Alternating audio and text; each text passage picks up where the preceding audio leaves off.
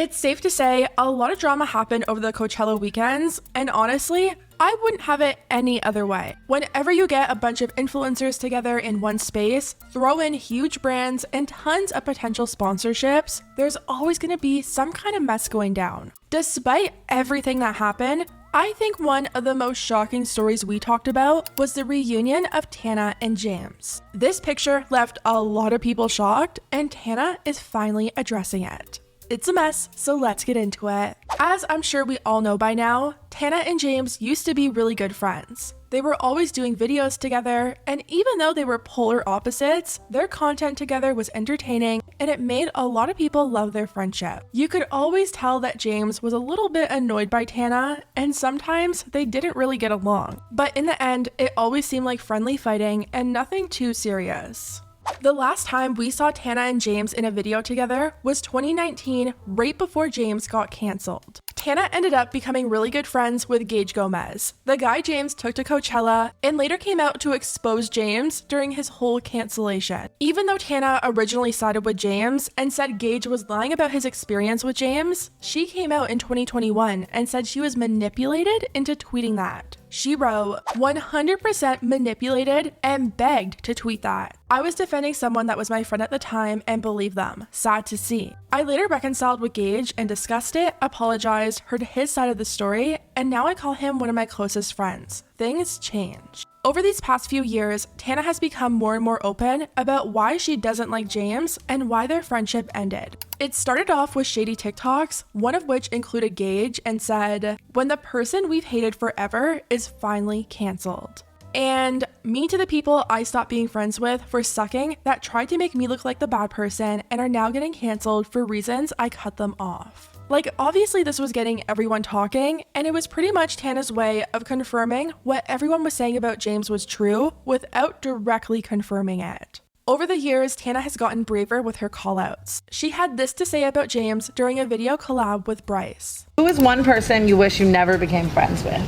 James Charles. You win some, you lose some, you know? And it didn't stop there. She's gone on multiple podcasts talking negatively about James, shading him, dragging him. A lot. Really? Like 14-year-old. And so boys. what's he still like out and about? Like what's going on? Is he the gonna other go night to I was jail? like walking into a party and he was outside, couldn't get in. Super fun for me. Loved that. Wow. But eventually he got in and I was just like, oh my, like how are you? Yeah. Like people get canceled. That's chill. Yeah, you're not hitting up 12-year-olds. Exactly. Yeah, You're it's doing, different. Like, actual, like insane, illegal, and immoral. It is interesting to me. I don't like James Charles. I say that sometimes. Why don't you like him? Let me get out my scroll. Oh, it's a big list. Okay. Clearly, there's a pretty big reason why Tana is so passionate about her dislike of James. She even avoided James as all her friends continued a friendship with him. What is up, you guys? Okay, so tonight is Miss James Charles. I'm sorry, I'm a YouTube kid, so this really interests me. Is Tana the only one that's beefing with James Charles? Take my glasses off. Ari's there, okay. And Brooke's there too. Wait, and Amari? Tana, talk to us. A few of Tana's really close friends, like Amari, are super close with James and see him all the time. Even Tana's makeup artist works closely with James. They're heavily connected, and Tana was still avoiding him. Well, things started to shift this year, and Tana started to take a more laid-back approach to James. A few months ago, when Tana went on Jeff FM, she said that during Lele Pond's wedding, she ran into James and they talked things out. So we went to Lele Pons' wedding in Miami. Yeah. James Charles was gonna be there, and I just like kind of made up with him. You know what I mean? Like not like we're never gonna be friends, but like we had like a nice talk about just like being civil. Mm-hmm. So I saw him. We're like, yes, slay. She talked about it more on the Plan Brie podcast and said they're never gonna be besties, but they did have a good conversation. Nothing's ever said. There's just nothing to be said. And he came up to me, and this was the first time we talked in like years. And like years, and it was actually a really nice conversation. We're obviously never gonna be like besties, you know what I mean? I get wanting to be civil and not have it be awkward with someone in your industry and trying to get along just so things aren't uncomfortable, but if everything Tana's been implying for years is true, I just can't wrap my mind around how one conversation can erase that. Did James come up to you and prove everything you've been saying online for years isn't true? Or has enough time passed where you feel like people have forgotten and it's no big deal now? As we talked about last time, Tana took things a step further a few weeks back at Coachella. She showed up to Coachella wearing this denim diesel outfit, and James Charles showed up with the same outfit. When people saw this, a lot of people were like, Tana is going to hate this. She's gonna see that she's matching with James and she's gonna be so upset. But no, Tana ended up taking a picture with James and captioned it, "We showed up matching to Coachella day one. Drunk me had no choice but to take this pic." And of course, people were like, what is going on? Not only did Tana drag James for years, but she was dragging him over serious stuff. She didn't dislike James because he shaded her online or something like that. I also can't believe James would even want to be pictured with her. He knows all the stuff that Tana has been saying about him. I just can't understand why you would want to befriend someone and be seen with someone who's spent years shading you online and making big claims.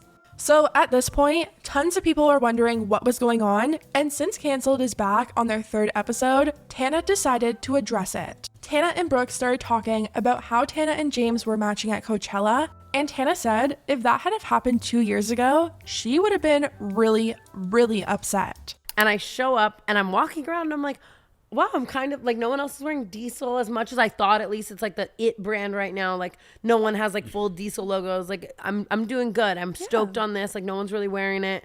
I'm at the VIP bar, the infamous VIP bar that everyone spends all of their Coachella at. And I turn around and it's just James Charles in the exact same outfit as me. Like fully head to toe matching with James Charles. 2 years ago too, I would have been so pissed. Like so pissed. Like go walk in the you would corner have had to go home and face the I would have like traded outfits with someone probably. They also talked about drama channels picking up on her being pictured with James, and Tana seemed shocked that drama channels would care about something like that. Obviously now James and I are like, we're civil, we're chill.